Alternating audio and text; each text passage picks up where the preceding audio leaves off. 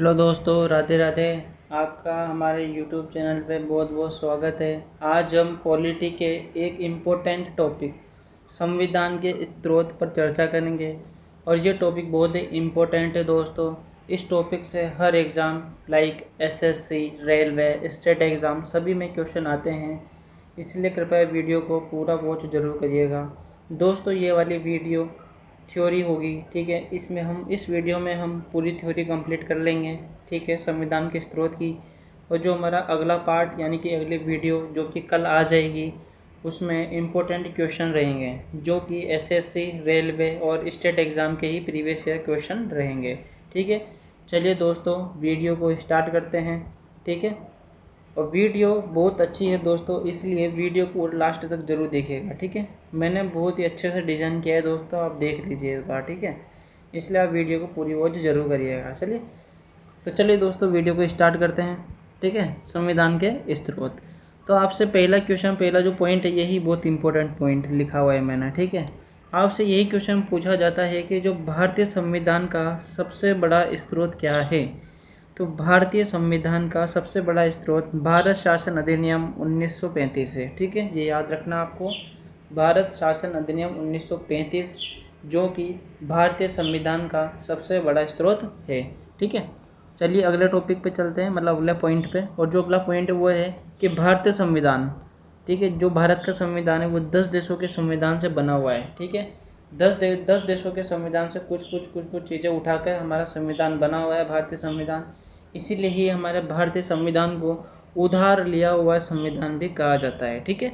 तो चलिए दोस्तों, हम स्टार्ट करते हैं हमारे टॉपिक को। और सबसे पहले भारत शासन अधिनियम 1935 जो कि सबसे बड़ा स्रोत है भारतीय संविधान का, उससे क्या क्या लिया गया है, ठीक है।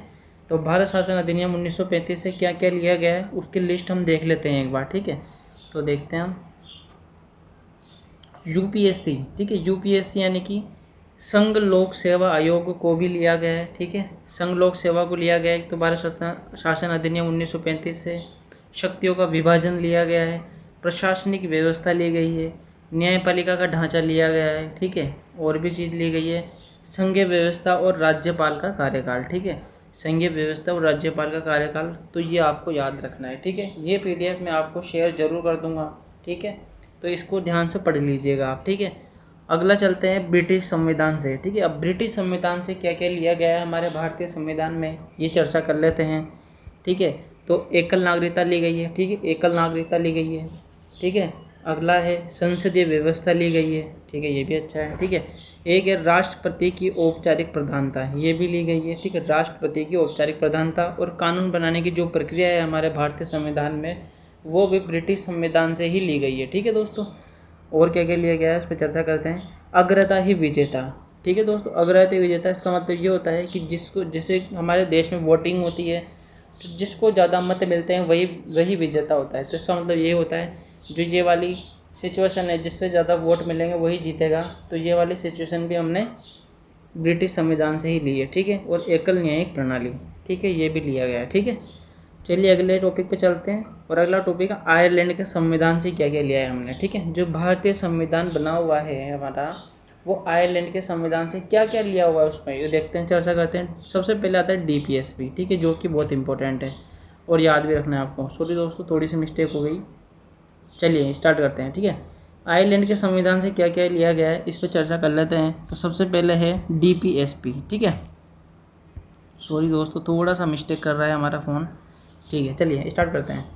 तो डीपीएसपी, सबसे पहले डीपीएसपी, ठीक है, राज्य के नीति निर्देशक सिद्धांत, ठीक है। डीपीएसपी की फुल फॉर्म ये होती है राज्य के नीति निर्देशक सिद्धांत, जो कि आयरलैंड से लिए गए हैं, ठीक है। 12 सदस्य राज्यसभा में राष्ट्रपति द्वारा मनोनीत करने की व्यवस्था, ठीक है। जो हमारे राज्यसभा है उसमें जो राष्ट्रपति होता है उसके द्वारा 12 सदस्य मनोनीत किए जाते हैं, ठीक है। तो जो 12 सदस्य मनोनीत करने की जो व्यवस्था है, ये भी आयरलैंड के संविधान से ही ली गई है, ठीक है। एक है राष्ट्रपति का निर्वाचन मंडल, ये भी आयरलैंड के संविधान से ही लिया गया है दोस्तों, याद रखना है इसको भी, ठीक है। राष्ट्रपति का निर्वाचन मंडल, ठीक है।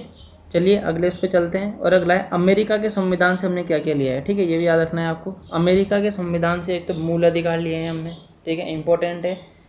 मूल अधिकार लिए हैं वो किससे लिए गए? अमेरिका के संविधान से लिए हैं, ठीक है। एक प्रस्तावना या फिर प्रेमबल का विचार, ठीक है, ध्यान देना, प्रेमबल का विचार, ठीक है, प्रस्तावना या फिर प्रेमबल का विचार जो कि हमने अमेरिका के संविधान से लिया है, ठीक है। अगला है राष्ट्रपति पर महाभियोग।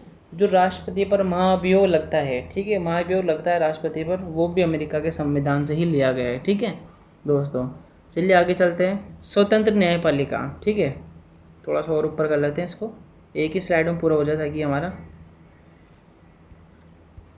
स्वतंत्र न्यायपालिका जो व्यवस्था है, ठीक है, जो हमारे भारतीय संविधान में है, स्वतंत्र न्यायपालिका की जो व्यवस्था है वो भी अमेरिका के संविधान से ही ली गई है, ठीक है।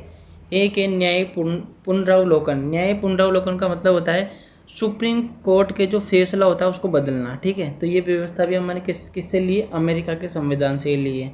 एक होता है लोक जनहित याचिका, ठीक है, ये भी इम्पोर्टेंट है। लोक जनहित याचिका होती है तो दोस्तों लोक जनहित याचिका में किसी भी नागरिक के द्वारा जनहित के मामले में न्यायालय में दायर की गई याचिका, ठीक है, मतलब कोई जो नॉर्मल जो इंसान मतलब नागरिक होते हैं तो नागरिक के द्वारा जनहित यानी कि जन के हित के मामले में अगर कोई विचार है तो याचिका में जो उसको डालते हैं, ठीक है, याचिका को देते हैं, उसी को लोक जनहित याचिका कहा जाता है, ठीक है। उपराष्ट्रपति का पद भी दोस्तों अमेरिका से ही लिया गया है, ये भी याद रखना आपको, ठीक है। उपराष्ट्रपति का पद भी अमेरिका से ही लिया गया है। और सुप्रीम कोर्ट एवं हाई कोर्ट के न्यायाधीशों को पद से हटाने, ठीक है, सुप्रीम कोर्ट एवं हाई कोर्ट के न्यायाधीशों को पद से हटाना, ठीक है, ये व्यवस्था भी अमेरिका के संविधान से ही ली गई है, ठीक है। चलिए अगले टॉपिक पे चलते हैं। अगला टॉपिक है ऑस्ट्रेलिया के संविधान से क्या लिया है हमने, ठीक है, पूछा जा सकता है। अब ऑस्ट्रेलिया के संविधान से समवर्ती सूची ली गई है, ठीक है। समवर्ती सूची में दोस्तों अस्पताल आते हैं, विद्यालय आते हैं, ठीक है, ये आते हैं। एक तो समवर्ती सूची लिए, ठीक है, आगे चलते हैं। एक लिए प्रस्तावना की भाषा। तो दोस्तों आपको याद रखना है जो प्रस्तावना का जो विचार है, प्रस्तावना जो विचार है वो अमेरिका के संविधान से लिया है, और जो कि प्रस्तावना की जो भाषा है उसको ऑस्ट्रेलिया के संविधान से लिया है, ठीक है, याद रहेगा, ठीक है। केंद्र और राज्यों के बीच में जो संबंध होते हैं, जो केंद्र और राज्यों के बीच में संबंध होते हैं वो भी ऑस्ट्रेलिया से ही लिए गए हैं, ठीक है, ऑस्ट्रेलिया के संविधान से। संसद का संयुक्त अधिवेशन, जो संसद का संयुक्त अधिवेशन होता है तो यह प्रक्रिया भी ऑस्ट्रेलिया के संविधान से ही ली गई है, ठीक है। तो चलिए अगले टॉपिक पे चलते हैं। अगला टॉपिक है कनाडा के संविधान से। अब कनाडा के संविधान से क्या क्या लिया है ये याद रखना है आपको, ठीक है। और ये कनाडा का जो है ना संविधान, इससे क्वेश्चन जरूर पूछे जाते हैं, ये थोड़ा सा इंपॉर्टेंट हो जाता है, ठीक है। तो सशक्त केंद्र, सशक्त केंद्र का दोस्तों मतलब ये होता है कि केंद्र के पास ज़्यादा शक्तियाँ होना, ठीक है, केंद्र के पास ज़्यादा शक्तियाँ होना, तो ये भी कनाडा के संविधान से लिए है, ठीक है। राज्य में जो राज्यपाल होते हैं उनकी नियुक्ति केंद्र की सिफारिश पर राष्ट्रपति द्वारा, ठीक है ना। तो आपसे क्वेश्चन ये भी पूछा जा सकता है कि राज्य में राज्यपाल की नियुक्ति कौन करता है, तो राष्ट्रपति द्वारा की जाती है, ठीक है, याद रहेगा, किसकी सिफारिश पर? केंद्र की सिफारिश पर, ठीक है। तो ये जो व्यवस्था है ये भी कनाडा के संविधान से ही ली गई है। अपशिष्ट शक्तियों का सिद्धांत, अपशिष्ट शक्तियों का सिद्धांत भी कनाडा के संविधान से ही लिया गया है दोस्तों, ठीक है। चलिए अगला टॉपिक पे चलते हैं, और अगला टॉपिक है जापान के संविधान से हमने क्या लिया है, ठीक है। जापान के संविधान से क्या लिया इसको याद रखने की ज़रूरत है आपको, क्योंकि एक ही है, एक ही चीज़ ली गई है और वो भी इम्पोर्टेंट है। अनुच्छेद 21 में वर्णित विधि द्वारा स्थापित प्रक्रिया, ठीक है, अनुच्छेद 21 में वर्णित विधि द्वारा स्थापित प्रक्रिया जो है वो जापान के संविधान से ली गई है। अब इसके बारे में थोड़ा सा आपको मैं बता देता हूँ, विधि द्वारा स्थापित प्रक्रिया का मतलब होता क्या है।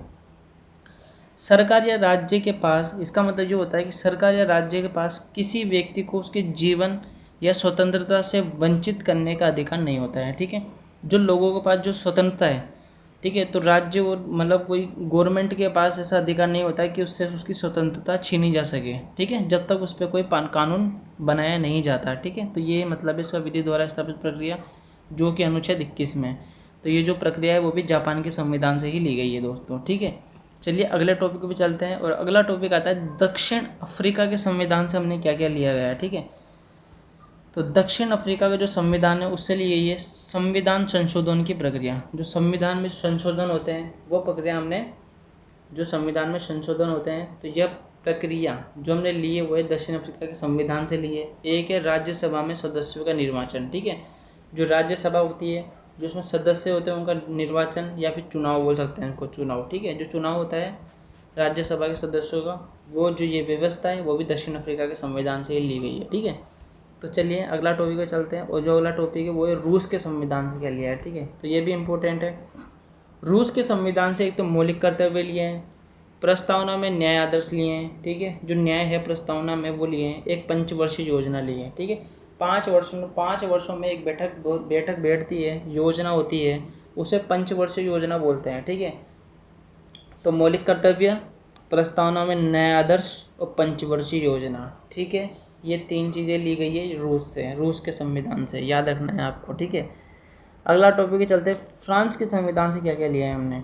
तो फ्रांस के संविधान से गणतंत्रात्मक व्यवस्था ली गई है, ठीक है। गणतंत्रात्मक व्यवस्था होती क्या है, तो जिस देश का मुखिया जनता द्वारा चुना जाता है उसे गणतंत्रात्मक व्यवस्था कहती है, तो इंडिया है, ठीक है। तो याद रखना है। तो ये जो व्यवस्था है वो फ्रांस से ली गई है। एक है प्रस्तावना में जो समानता है, स्वतंत्रता और बंधुत्व, ये भी किससे ली गई है, फ्रांस से लिया गया है, ठीक है। याद रखना है ये भी चीज़।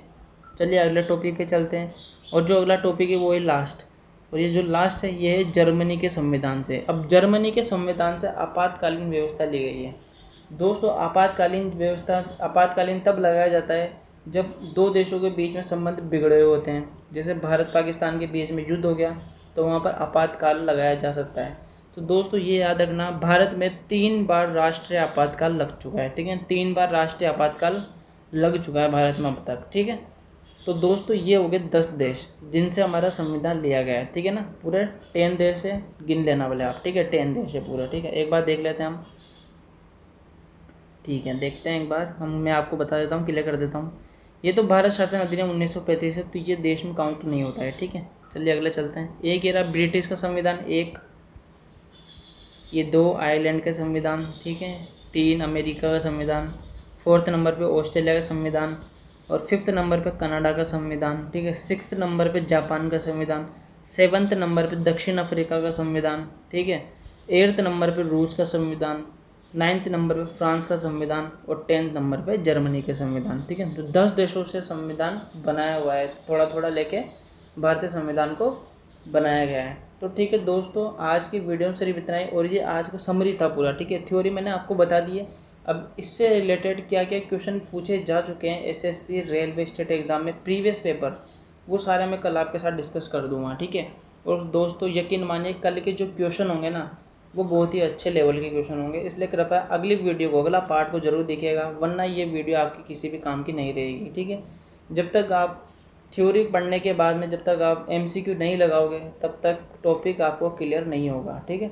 तो चलिए दोस्तों वीडियो में सिर्फ इतना ही, मिलते हैं आप अगली वीडियो में कल, जो कि एमसीक्यू वाले क्वेश्चन पर आधारित होगी, ठीक है। चलिए दोस्तों।